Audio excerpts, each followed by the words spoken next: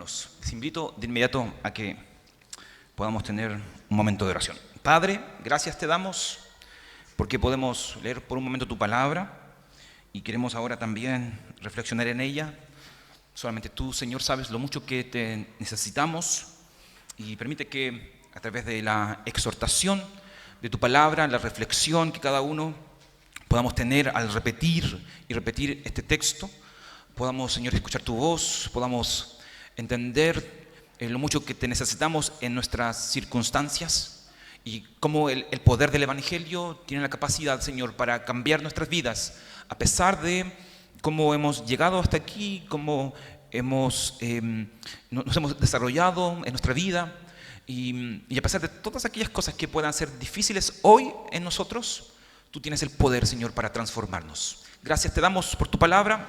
Sé tú bendiciendo nuestra reflexión. Te lo suplicamos en Cristo Jesús. Amén. Amén.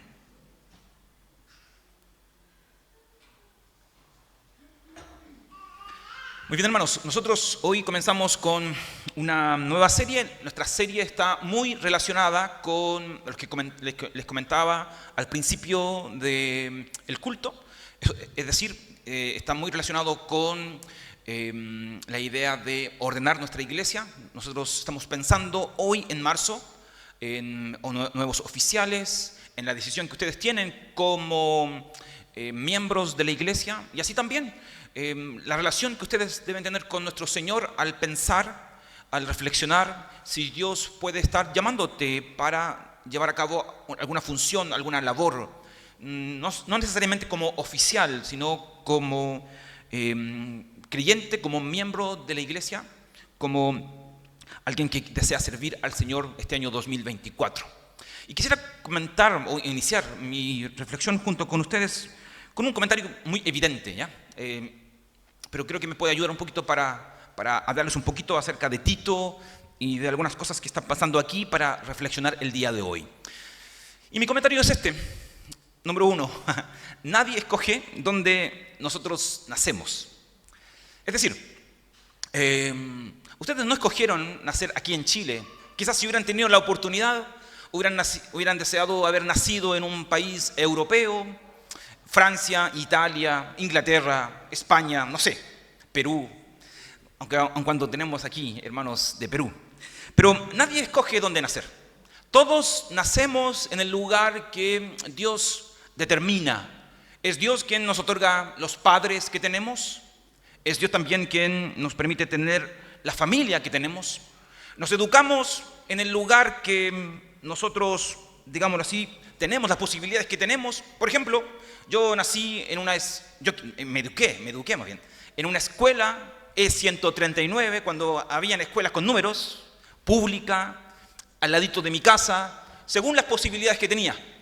Todos nos educamos donde podemos. Y así también todos trabajamos según las competencias que cada uno tiene. Muchos de ustedes tal vez nacieron con muchas necesidades, carencias afectivas, económicas, emocionales.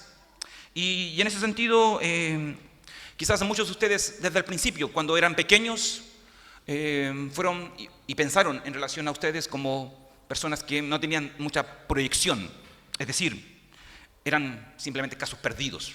Y a lo mucho quizás algunos dijeron acerca de ustedes que eran simplemente soñadores, debido a las circunstancias en las que crecieron, nacieron. Tal vez sus padres no tenían mucha educación, por tanto tampoco se esperaba mucho de ustedes, etcétera, etcétera, etcétera. Sin embargo, ustedes y yo somos lo que somos gracias a Cristo. Y eso es una verdad que es importante subrayar. Porque a pesar de que tal vez nuestras circunstancias no fueron las mejores, o tal vez las influencias formativas que tú tuviste no fueron las mejores, hoy tú tienes una familia, tal vez tienes una profesión, eres ingeniero, no sé, eres un profesional en algún área y puedes desarrollarte a la luz de las competencias y las capacidades que tú tienes. Probablemente cuando eres pequeño, adolescente o eras joven, o incluso hoy, a la luz de lo que pasó allá en el pasado, hoy te asombras de ser lo que eres, de lo que tienes, porque pensaste que tu situación, tu circunstancia, no iba a permitir que tú crecieras, que tú avanzaras en la vida, etcétera, etcétera. Sin embargo, aquí es importante subrayar siempre de que nuestras influencias o aquellas circunstancias que nos formaron no son determinantes. Ustedes y yo, a pesar de las circunstancias adversas, podemos salir adelante. Y es importante entender eso. Crecer, desarrollarnos como persona, desarrollar nuestro carácter, no está determinado por lo que pasó en el pasado, o por la cuna en la que tú naciste, o tal vez por la clase de padre que tú tuviste, o el vecindario en el cual tú te formaste. Eso no determina lo que tú eres hoy.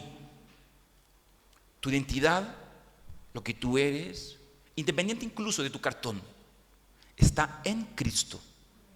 ¿Y por qué digo esto? Porque la carta que ustedes tienen aquí enfrente, que es la carta a Tito, si ustedes quieren, por favor, pueden abrirla, si me hacen el favor. Es una carta que nos habla de una iglesia bien compleja, bien difícil. Una iglesia que se encontraba en una isla de Creta. Esta isla estaba compuesto por miembros en una cultura y en una sociedad bien difícil. Ustedes van a poder ir observando eso. Era una iglesia joven, era una iglesia inexperta, su situación era poco prometedora, y eso lo podemos ver por algunas cosas. Noten ustedes que esta iglesia no tenía ancianos, por ejemplo, y probablemente los ancianos que podían promoverse o los candidatos que podrían ser ancianos dentro de esa iglesia no tenían grandes competencias. Había el peligro de que estos ancianos tuvieran hijos no creyentes, que fueran acusados de libertinaje, de rebeldía. Miren ustedes versículo 6. La iglesia también tenía que lidiar con una sociedad bien compleja. Incluso el profeta de esta isla Creta hablaba de ellos como personas mentirosas, malas bestias, glotones, ociosos. Versículo 12, no lo estoy inventando. Observen ustedes. Y además de eso, si le echamos un vistazo a la calidad de miembros que esta iglesia componía, al mirar las instrucciones que Pablo les da en el capítulo 2, ustedes van a darse cuenta, por ejemplo, de que aquí hay vicios, carencias y pecados bien preocupantes. Pablo llama a Tito, por ejemplo, a que exhorte a las ancianas a que no sean dadas al vino. Ojo con eso, ancianas dadas al vino. Capítulo 2, versículo 3. Habla de jóvenes que tenían que saber amar a sus maridos y a sus hijos. Probablemente aquí hay jovencitas casadas que despreocupan a sus hijos, que despreocupan a su marido. Esclavos, noten ustedes, capítulo 2, versículo 10. Esclavos ladrones. Estamos hablando de los miembros de la iglesia. Creyentes en general que no respetaban la autoridad, que no hacían lo bueno, que al contrario eran calumniadores, según el capítulo 3, versículo 1 y 2. Todo esto es bien sorprendente al entender de que Pablo está dirigiéndose a una iglesia. Es decir, esta iglesia no era la última chupada del mate. No vivía a la luz de una cultura muy prometedora. Al contrario, había hartos peligros aquí. Era una iglesia bien compleja. Y Pablo llamó a Tito para que viniera a ordenar las cosas en este lugar. Y a la luz de eso, de ese contexto, yo quisiera que nosotros pudiéramos pensar un poquito de cómo el Evangelio puede ayudarnos para cambiar. Porque es probable que, así como estos hermanos de la iglesia de Creta, puedas tú sentirte con muchas falencias. Y es posible que también tú te sientas con hartas necesidades en relación a temas personales. ¿Cómo lidias con situaciones que han condicionado tu vida y que tal vez hoy día tú sientes no te permiten crecer, avanzar, salir adelante. ¿Cómo avanzas? Y creo que en estos primeros 4 versos podemos sacar algunas ideas. Es interesante que la salutación de Pablo a Tito es bien larga. La única salutación comparable de esta carta está en Romanos, capítulo 1, y también en la carta a los Filipenses, si no me equivoco. Y aquí presentan varios rasgos que nos ayudarían a poder reflexionar un poquito en cómo el Evangelio puede abrirse camino en una iglesia que pareciera es más mundana, está llena de carencias y problemas, que una iglesia perfecta, que tiene grandes hombres, grandes mujeres y que vive el Evangelio como ningún otro. Pareciera que la situación no es tan así. Y hay 2 cosas que yo quisiera subrayar a la luz de este pasaje, a modo de reflexionar de cómo Dios puede cambiar nuestra situación, puede ayudarnos, puede transformar nuestra vida si observamos de que en nosotros mismos y como iglesia hay estas carencias con las cuales tenemos que lidiar. Primero que todo, minuto 3, versículo 1. Versículo 1 dice así: Pablo, siervo de Dios y apóstol de Jesucristo, llamado para que mediante la fe los elegidos de Dios lleguen a conocer la verdad que conduce a la devoción, o como dice la verdad que es piedad, como dice la Reina Valera, o también esta misma versión de la NBI que habla acerca de conocer la verdadera religión. Es interesante cómo aquí ustedes ven a un Pablo presentándose. Nosotros la semana pasada hablamos un poquito de lo necesitados que estamos de hombres, mujeres piadosas, que no solamente predican evangelio, sino que viven evangelio.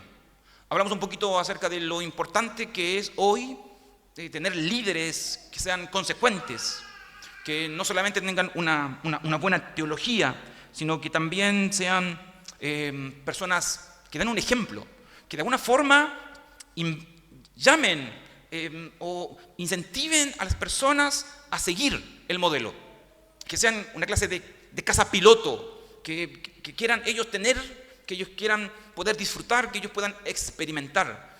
Hombres espejos que reflejen a Cristo y que de alguna manera nos lleve a nosotros a desafiarnos a nosotros mismos. Hoy nosotros carecemos mucho de eso.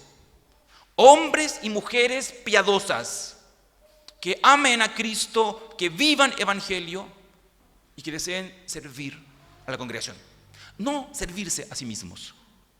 Y un ejemplo de esta clase de hombres que buscamos está aquí, en el versículo 1 de esta carta, el apóstol Pablo. En el primer verso Pablo se describe de esta forma, noten ustedes: siervo y apóstol de Jesucristo, que tiene un llamado. Un llamado. Y ahí comienza a describir cuál es ese llamado. Pero es interesante observar eso. Es decir, Pablo se autodescribe como alguien que no está en el lugar que está por iniciativa propia. Dios lo llamó. Dios lo llamó. Y por lo tanto, él está siguiendo no la voz popular, no lo que otras personas dicen, incluso no lo que su propio corazón dice. Dios lo llamó. ¿Y cuán importante es eso? Hacer las cosas según el llamado de Dios. Hoy día me parece a mí que muchos viven como pajaritos. Van día a día viendo qué hacemos. No tenemos propósito, no le damos sentido a la vida. Pablo tiene convicción y él ha sido llamado. Y qué preciosa es sentir eso, ¿saben? Porque en los momentos más difíciles, el llamado es lo que te sostiene. Cuando tu popularidad baja y tu impopularidad sube, lo que te sostiene es tu llamado.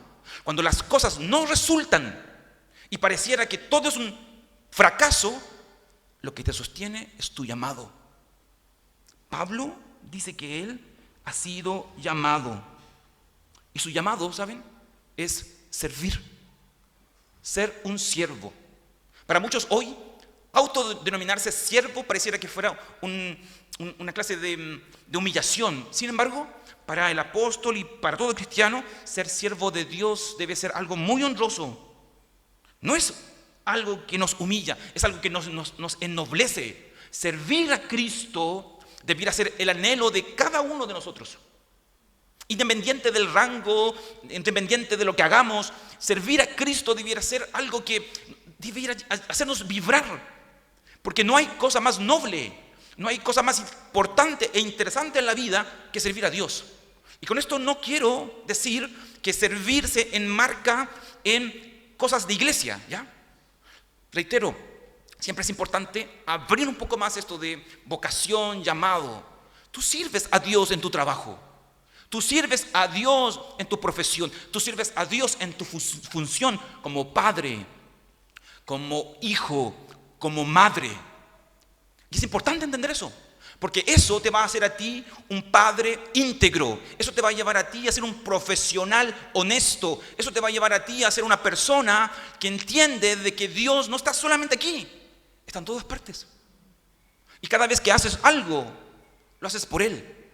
Y por lo tanto, servir a los demás es un acto de amor primeramente hacia Dios. Y eso te va a llevar también a ti a cortarla con las horas, con esos tiempos muertos en los que tú y yo podemos estar sacando la vuelta y pensar de que simplemente estamos aprovechándonos de nuestro jefe, cuando la verdad tú y yo estamos sirviendo al Señor. Entonces, servir para Pablo era algo importante. Los grandes hombres de la Biblia, los grandes siervos, eran hombres llamados como esclavos de Dios, siervos del Señor. Es un título interesante. Pero Pablo no solamente se describe como siervo, sino también como apóstol. Y es verdad que este concepto apóstol es un concepto que hoy día está muy manoseado. Lamentamos que hombres perversos se autodenominen de esa forma, porque de esa manera han comenzado a pisotear un término tan noble y tan exclusivo del primer siglo. Nosotros entendemos que solamente hay un solo grupo de apóstoles, y es aquellos que están en el primer siglo. Ellos eran testigos oculares de la muerte y de la resurrección de Cristo, testigos de Cristo. Son únicos. Nosotros no tenemos la autoridad y el derecho de llamarnos apóstoles con A mayúscula. Pero sí podríamos nosotros observar que entre nosotros hay apóstoles también con A minúscula, enviados por el Señor a contextos, a lugares, a personas, a funciones. Su función como apóstol es única, pero el ser enviado sigue siendo vigente. Y ahí nuevamente es interesante pensar hacia dónde es que Dios nos está a nosotros enviando, hacia qué contextos, hacia qué lugares. Hoy necesitamos personas, digámoslo así, que estén empoderadas con el llamado de Dios. Porque esas personas empoderadas con el llamado de Dios, claras con su tarea de servir y de ir, son personas que hoy se necesitan dentro de las iglesias, que trabajan y sirven porque tienen un propósito, que trabajan y sirven porque saben cuál es el ministerio que tienen que cumplir. Esas personas Dios las utiliza para cambiar vidas. ¿Cuántas personas no han sido importantes en tu vida, que te han enseñado cosas, que te han apoyado y te han ayudado en momentos bien complejos? Esas personas no están allí por arte de magia, no es porque fueron adivinos, no es porque por casualidad llegaron a tu vida, no. Esas personas fueron enviadas. Y Pablo dice que él, al ser un siervo de Dios y al ser enviado, él fue enviado a los elegidos.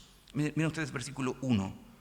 A los elegidos. Ese término elegidos es bien interesante, porque ese concepto es un concepto que se utilizaba mucho en el Antiguo Testamento y que siempre tiene esta relación con la idea de pueblo de Dios. Pablo entiende de que Dios ha sido enviado al pueblo de Dios no solamente a entregar información. A veces nosotros pensamos que evangelio es solamente información, conocer cosas, como pareciera que es la primera idea que tú ves en el versículo 1. Elegidos de Dios que lleguen a conocer, dice, la verdadera religión. Pero tal vez una mejor traducción sería para que conozcan la verdad, que es piedad. ¿Cuál es el propósito de Pablo? Pablo ha sido llamado para servir a Cristo, para servir a la iglesia, siendo enviado para predicar el evangelio, y que ese evangelio que tú y yo recibimos se convierte en una vida piadosa. ¿Cómo cambiamos? Cambiamos a través del poder transformador del evangelio. Ese poder transformador del evangelio, reitero, es más que información. Ese poder transformador del evangelio se manifiesta en nuestras vidas a través de una vida piadosa, una vida temerosa, una vida consagrada al Señor. ¿Cuánto nos falta a nosotros con respecto a eso? Quizás tu problema, reitero, no es que has tenido una mala vida, o que quizás no has tenido las oportunidades que tú esperabas tener en esta vida. Hoy tal vez tú te quejas, yo puedo estar quejándome por diversas circunstancias, pero según Pablo, la forma en que tú y yo podemos cambiar, nuestra vida puede cambiar, es a través de evangelio. El evangelio transforma vidas. El evangelio, a pesar de nuestra circunstancia, transforma la manera en la que yo enfrento las circunstancias. Es verdad, todos tenemos días difíciles, situaciones difíciles, y en muchas ocasiones queremos tirar la toalla y no queremos avanzar. Tal vez como muchos de los que están aquí, noten ustedes que este evangelio que se está anunciando en estos versos no es para una iglesia perfecta, no es para personas perfectas. Aquí hay muchas personas muy carentes, con muchas necesidades. Pero Pablo dice que este evangelio, esta verdad, transforma las vidas de las personas en vidas temerosas a Dios. Que es, en este sentido, el propósito de todos nosotros, ¿no? Porque ¿qué es una vida piadosa? Sino una vida conforme a Cristo. No sé si ese será tu propósito, ¿no? No sé si hoy tú estás aquí porque buscas ser como Jesús. Ese es el propósito de toda exposición. Adoramos y oramos a Dios pidiendo a Dios que Él nos transforme a su imagen.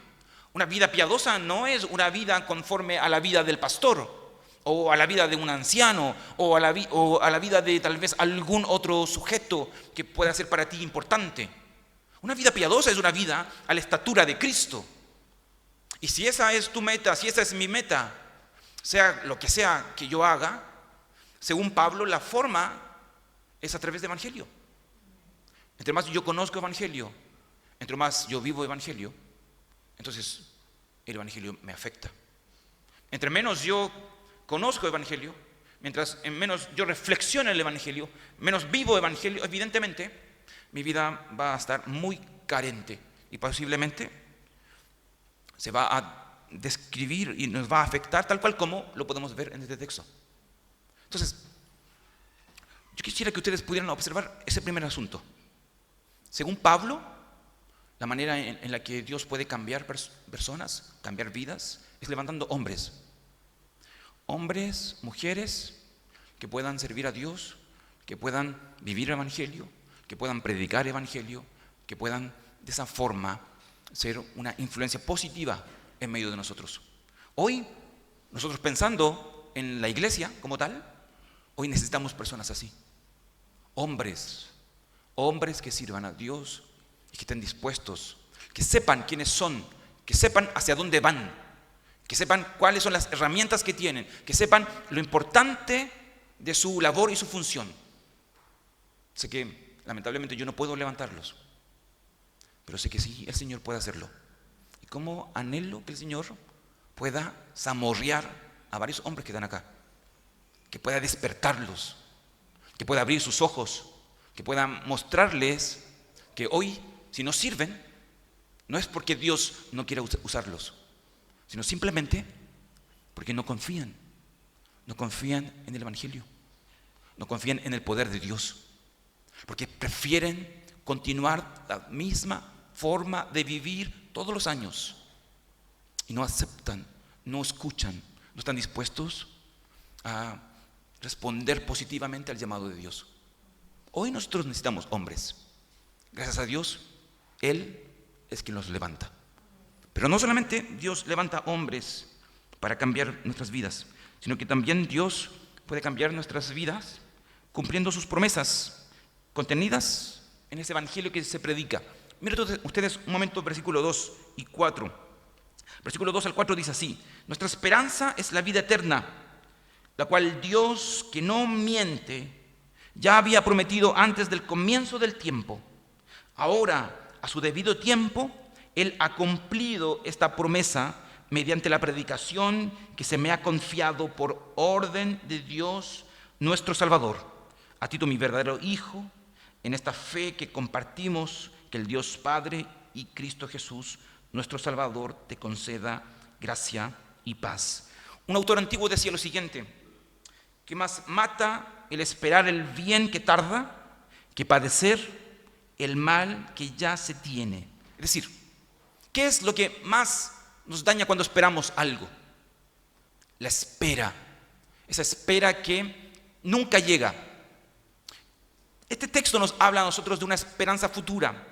Y comúnmente cuando nosotros miramos la Biblia y pensamos en las promesas de Dios, para nosotros pensar en las promesas a veces es bien frustrante, sobre todo porque nuestra experiencia como personas comúnmente se caracteriza por personas que prometen cosas y que no cumplen. Ya es parte de nuestra cotidianidad, ¿no? Hacer tratos que nunca se llevan a cabo. Nosotros mismos nos prometemos a nosotros mismos cosas que incluso no estamos dispuestos a cumplir. Y a la luz de eso, a promesas sin cumplimiento, debido a que encontramos con personas que hacen promesas y no cumplen, a veces cuando miramos las promesas que están en las Escrituras, pareciera que Dios se parece mucho a los hombres con los que yo trato y con los que yo me relaciono. Sin embargo, eso es un error. Eso, de hecho, pensar de esa manera es pecaminoso. Ustedes y yo tenemos una esperanza viva. Y esa esperanza viva, esa esperanza que es la vida, una esperanza que de hecho nosotros ya experimentamos en el tiempo presente y que anhelamos en el futuro, debiera a nosotros motivarnos a vivir conforme a lo que el Evangelio produce en nosotros, vidas piadosas. ¿Por qué tú y yo debiéramos esforzarnos por vivir vidas santas? Porque un día nosotros viviremos sin pecado. ¿Por qué tú y yo debiéramos estimularnos y tratar de servir al Señor con todo nuestro corazón? Porque un día lo único que haremos es servir al Señor. Nuestro objetivo, el final de nuestra carrera, allá en el fondo, donde quizás apenas lo vemos, es encontrarnos con Dios y hacer su voluntad de forma perfecta. Hoy hay muchas cosas que compiten con nuestro servicio, con nuestro amor, con nuestro deseo. Pero si tú miras al fondo, al final de la historia, lo que a ti y a mí nos espera es un día con un encuentro con Dios. Y donde muchas de las cosas que hoy, al examinar, al evaluar, ¿no?, nuestras vidas, nos damos cuenta que cómo hemos perdido el tiempo. ¿Cómo hemos dejado pasar tanto tiempo de forma tan distraída? ¿Cómo hemos invertido dinero en cosas que no debíamos invertir?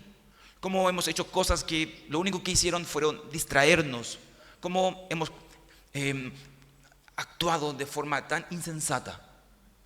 Lo que a ti y a mí me espera es esa vida, esa esperanza allá en el futuro que hoy experimento en cierta forma, no de manera total debido a mi pecado, pero que un día experimentaré de forma plena, y donde todas las cosas que hago, todas las cosas que disfruto, de alguna forma apuntan hacia allá, pero que debido a mi pecado, lamentablemente, yo no soy capaz de poder discernir y de observar. Pero lo que te espera a ti, lo que me espera a mí, es la vida, la verdadera vida. Y esa vida llegará. Y el texto nos dice, ¿por qué va a hacer eso? ¿Por qué va a llegar? Primero que todo, porque Dios no miente. Si Dios ha prometido que la vida, la verdadera vida es la que te espera, la salvación es la que te espera, entonces lo que tú y yo debiéramos hacer es prepararnos para encontrarnos con esa vida. Debiéramos nosotros examinar, trabajar en nuestro interior y prepararnos para ese encuentro, porque eso es lo que te espera. Es la vida, la verdadera vida, la salvación, lo que debiera ser el norte, el motivo, la razón de todo lo que haces. El por qué decides algunas cosas, el por qué inviertes en otras, el por qué trabajas de esta forma o de esta otra manera.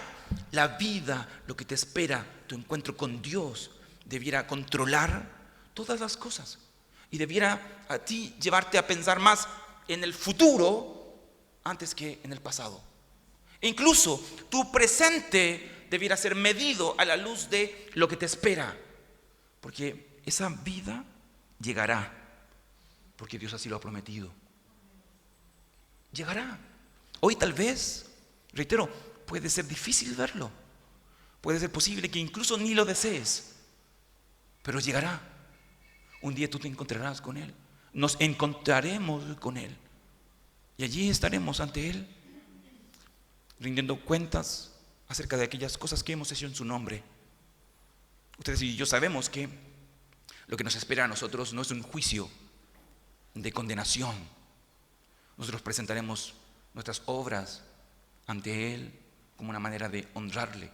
Este tiempo que tú tienes aquí es un tiempo en el que todo lo que haces es para Él, y todo lo que haces lo haces de forma excelente para Él. Esa vida que nos espera es lo que debiera anhelar más nuestro corazón. Y Pablo dice de que esa vida ha sido dada para nosotros desde la eternidad.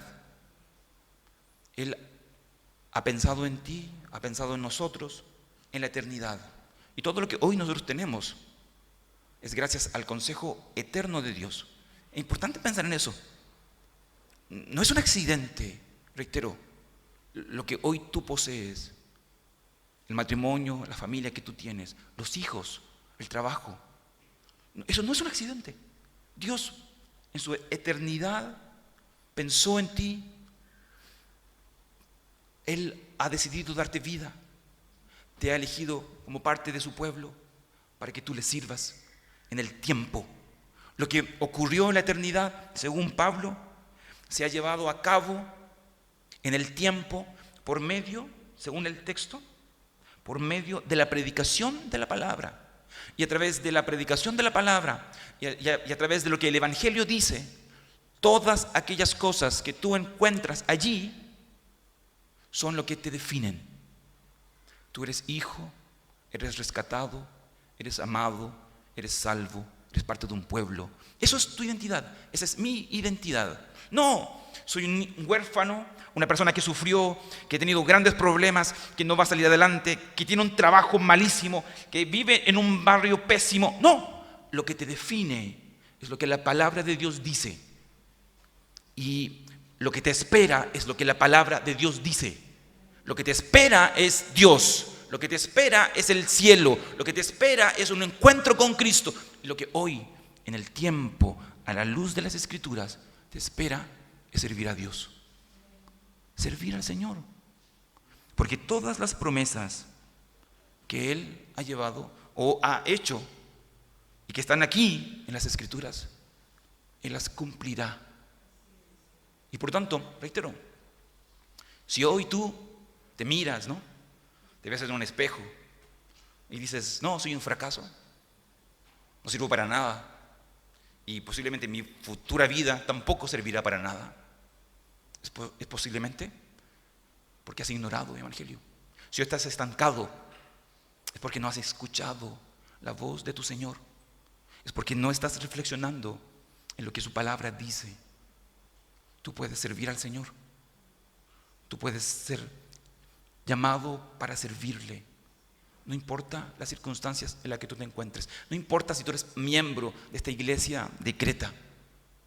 Él puede transformar tu vida. Y yo quisiera que tú pensaras en eso. No importa si tú crees que eres un árbol que ha nacido chueco. Dios puede enderezarte, de verdad. Él puede enderezarte. Él puede cambiar tu vida. Él puede enseñarte cosas. Él puede transformar toda tu realidad. No importa lo que la gente diga. Él puede cambiarte. Y Dios puede utilizarte después de cambiarte para cambiar a otros. De verdad, Él puede hacerlo. Él puede usar tus experiencias, tus fracasos, tus dolores, pero sobre todo el Evangelio en ti para cambiar a otros. Él puede hacerlo. Su palabra así lo dice. Pero entiende que el Evangelio no es algo que solamente escuchamos. El Evangelio es algo que vivimos. El Evangelio no es solamente conocimiento. El Evangelio es vida. Y para eso es importante que entiendas que, sobre todas las cosas, no dejes de confiar en las promesas de Dios. Él ha prometido muchas cosas en su palabra. Él ha prometido muchas cosas, entre las cuales está que Él un día volverá, que Él se encontrará con nosotros, que nosotros nos encontraremos con Él. Y el final de todas las cosas, de todo cansancio, de todo dolor, de todo sufrimiento, llegará para poder disfrutar junto con Él para siempre. Hoy Él puede estar llamándonos. Y yo quisiera que tú pudieras abrir tu corazón a esa posibilidad. Escucha al Señor y escucha su palabra y dispónete a servir.